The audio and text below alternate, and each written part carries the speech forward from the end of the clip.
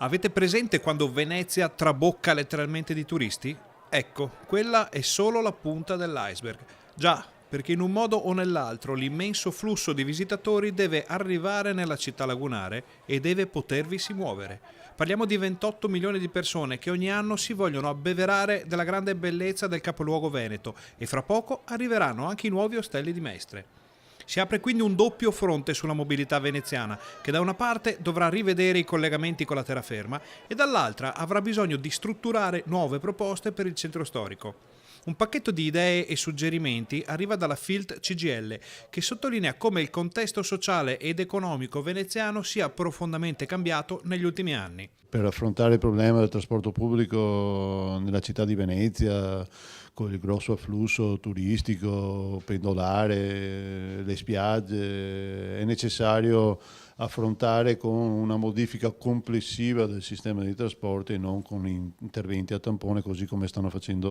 La situazione è critica anche nell'ottica di una necessaria distinzione fra chi arriva a Venezia per turismo e chi invece lavora e abita in città. Dal nostro punto di vista le due situazioni critiche sono quella relativa allo svilupparsi della residenza turistica nella città di Mestre, nell'Interland, che se non viene come dire, focalizzata e a questo si dà un sistema di trasporto diverso dal sistema di trasporto pubblico, è chiaro che anche in questo caso il traffico pendolare con il traffico turista si somma.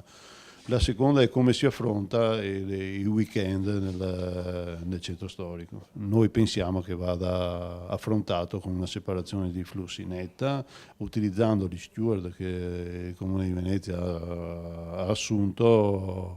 Ecco quindi le proposte della sigla sindacale. Iniziando dal collegamento tra Mestre e Venezia, nuovi collegamenti con le isole e una separazione dei flussi, e pensiamo che siano proposte innovative che vanno incontro alla domanda di trasporto che Venezia ha e alla separazione tra il flusso pendolare, i cittadini veneziani, i turisti e appunto il traffico balneare.